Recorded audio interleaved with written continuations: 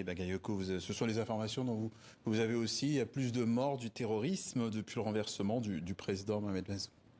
Les informations de ce point de vue-là sont très contestées d'un côté et de l'autre. Il y a eu, en tout cas, une poursuite des attaques et la situation est très dégradée. Maintenant, l'établissement de ces données chiffrées, qui est notamment établi par la référence mondiale, l'ONG ACLED, permettra de confirmer ou d'infirmer ces faits qui sont en réalité très politique.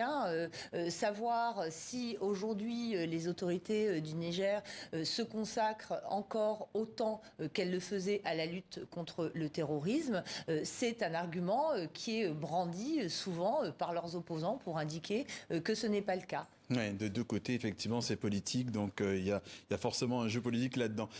Le retour de l'ambassadeur français n'est plus qu'une question d'heures. On s'achemine vers une sorte de diplomatie allégée au plus ou inexistante, on ne sait pas. Pourtant, il va falloir s'organiser, il va falloir organiser le retrait des soldats. Comment on peut logistiquement tout mettre en place ?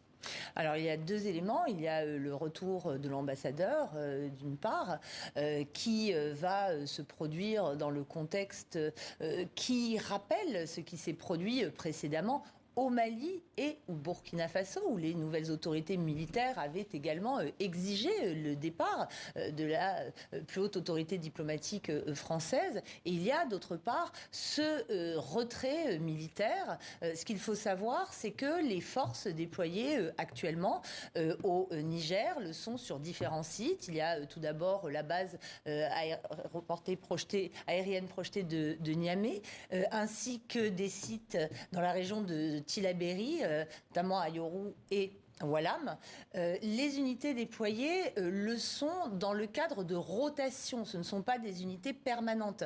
Ces unités sont généralement déployées pour 4 mois. Donc elles étaient arrivées assez récemment. Donc il y a plusieurs scénarios. Elles vont, pour certaines d'entre elles, rejoindre leurs unités d'origine, situées le plus souvent en métropole. Certaines pourraient être redéployées dans la sous-région. On pense bien sûr au Tchad, mais il y a un risque de ce côté-là aussi. S'il s'agit de mettre en accord les affirmations de soutien à la démocratie et une collaboration avec un régime qui est lui aussi militaire, ça peut être compliqué pour la France. Et on voit mal comment les annonces de contraction du dispositif prépositionné français au Sénégal et en Côte d'Ivoire s'accommoderaient d'un redéploiement de ces troupes dans ces pays. Oui. On voit en tout cas que la logistique existe. La France a perdu, vous avez parlé du Mali, vous avez parlé du Burkina Faso, on a maintenant le Niger. La France a perdu 1 à 1 finalement ses alliés du Sahel. Est-ce que Paris doit s'interroger sur sa manière de faire dans la région ? Je pense que c'est indispensable. Il y a, qu'on le veuille ou non, qu'on le reconnaisse ou non. Et aujourd'hui, on voit que les autorités françaises ne veulent pas faire un constat d'échec. Il y a, à l'évidence, une défaite au Sahel sur plusieurs plans, pas uniquement militaire. On aurait tort de regarder l'intervention, la présence française uniquement par ce biais-là. Il y a aujourd'hui un rejet de la politique étrangère de la France, notamment dans la rue, avec des mouvements qui, pour certains, peuvent être considérés comme instrumentalisés, mais qui, en réalité, pour la plupart d'entre eux, sont beaucoup plus anciens, remontent à plusieurs années.